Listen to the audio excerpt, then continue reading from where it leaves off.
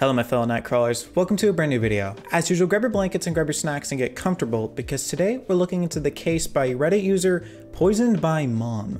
This is a story that spans over not one Reddit post, but actually two. If you couldn't tell by the person's username, it kind of gives away what we're going to be looking into and diving into.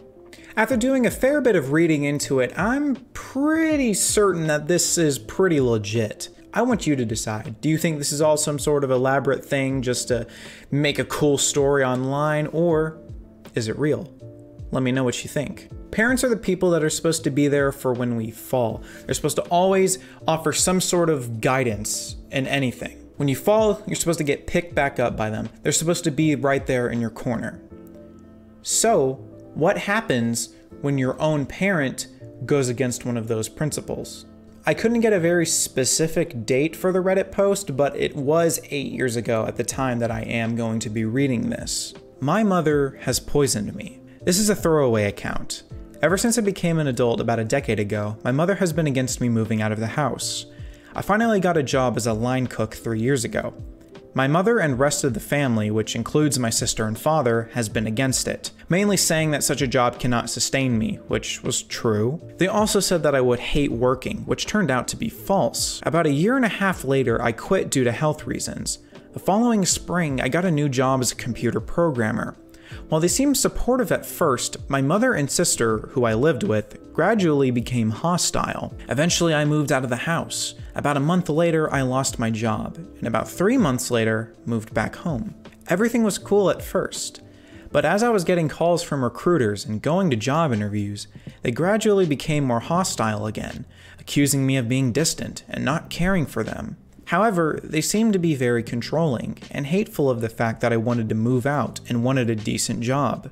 So, last month, I finally got that job as a programmer again, but it was out of town. I had just enough money to relocate to the new city. They became very hostile starting a few days before I left, accusing me of not loving them, of hating them. On the day before I was scheduled to leave, my mother gave me 2 of the styrofoam ramen noodle cups, and tore that cardboard covering that normally comes with it and threw it away. I was suspicious that they were trying to sabotage my life, so I was careful in not trying to anger them. She gave me a few more food items, which I didn't use, to take on the trip with me.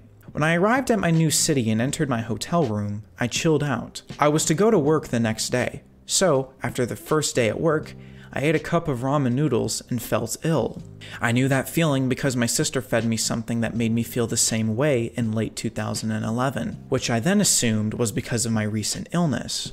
I felt weak, lightheaded, and short of breath. I drank water to make me feel better, because that's what I did last time that happened to me. Over the week, my mother kept calling me, making sure to remind me to eat my ramen noodles. I was short on cash then, waiting for my first paycheck. I never told her that I ate it. I suspected that I had been poisoned, and after doing some Googling, believed it was cyanide. Now that is something you should never have to think, that your own mother would do that to you. So I resisted that thought, because I simply could not bear to think that. I eventually went to cyanidetest.com and ordered a kit, and I tried it. Now, look at the graphics and the video on this page. Now, here are the results of my test. I guess I'm going to have to call the cops, and I will never speak to my family again. Edit. Thank you for being my support group. You will get updates on this story. Update, 8:45 a.m. I am currently in Topeka, Kansas. I work downtown in a government office building, which has a police department. I visited the Capitol Police stationed here and spoke to an officer. I showed him the evidence, and he said that he could do nothing about it since the package was opened and might have been contaminated. So, does anyone have any ideas? If you couldn't tell by the test, it wasn't just like, okay, maybe there's a smidge of cyanide in this, maybe just a little bit, a hint, a whiff. No, there is clearly cyanide in that. Like, that, oh my goodness gracious. Something that I actually found pretty interesting while reading through the comment threads of this post was that someone actually suggested that they get a hair follicle test as well. The reason that they suggested a hair follicle test was simply because of the fact that those cyanide tests sometimes can produce false positives. A hair follicle test, on the other hand, it's very slim that a false positive would be tripped. And also with a hair follicle test, it can actually be utilized in the courts. A simple cyanide test, again, I'm getting this from a Reddit post, so don't quote me on it specifically. It apparently, you can't really do anything with a cyanide test just by itself. With a hair follicle test though, you can bring it to the courts and it can actually be used as evidence. And something that I kind of found slightly amusing was that everyone in the comment sections is like, dude, what are you doing? Call the cops. Why aren't you calling the police?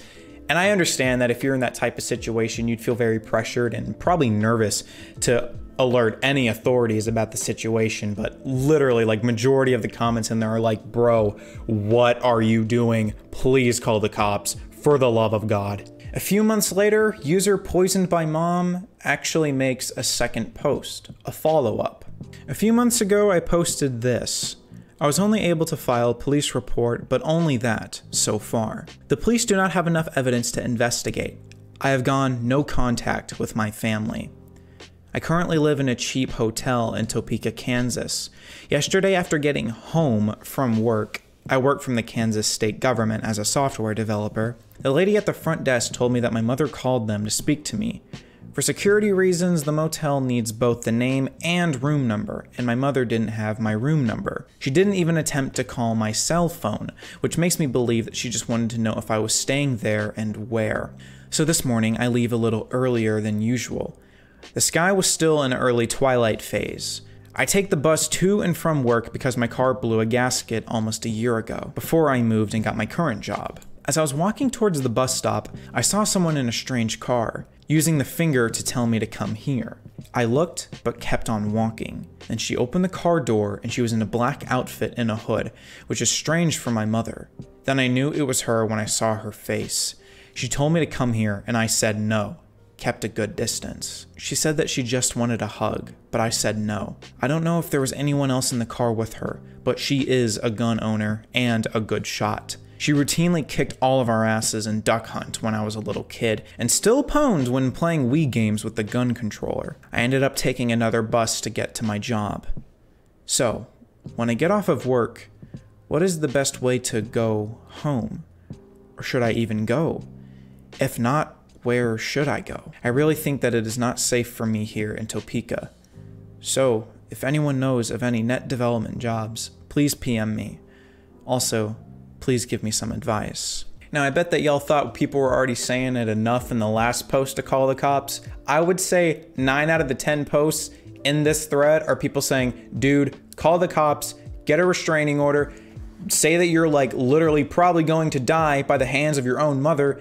You gotta do something about this, boy. People even advise to buy certain types of weaponry, whether that be guns or knives. Also buy new outfits, so that way you're not really recognizable when exploring the streets, or maybe even just leaving work innocently. People even highly advise that when making meals, make sure that it's all fully sealed. Obviously, fast food or something like that would be safe, but if something that you own isn't sealed properly, you might want to stay away from that. Even if you know for certain that it wouldn't be bad, you never know. And you want to know the scariest thing about all of this? That was the final post. Ever. There hasn't been an update in 8 years, and there hasn't been a single comment from the user in 8 years. Now look, I don't want to throw on my conspiracy cap or anything like that, but I don't know. There hasn't been a follow-up in 8 years. I hope this person's okay. But I guess at the end of the day, we'll never really know. This whole thing could just be some sort of ARG. This could just be something that a person was bored and wanted to just make up on the fly. It also could be absolutely real. This could 100% be real. But what do you think though? Real? Fake? Let me know in the comments below. Before we hop in the end segment though, I would like to thank my Knighted Patreons and my Tormented Knights. For my Tormented Knights, we have Chew Up Like Bubblegum, Levi, Will. For my Knighted Patreons, we have Alvaro, Bunny, Cleta, Emma, James, Kira, Lucas, Shizen, Teddy, and Timo. Thank you guys so much. Your support is genuinely really appreciated. I really do appreciate it. Thank you all. But anyway, ladies and gentlemen, if you enjoyed the video, why not like and subscribe? It definitely helps me out. If you didn't, why not dislike and let me know what I can improve on for next time? But anyway, ladies and gentlemen, I will see you on the next one.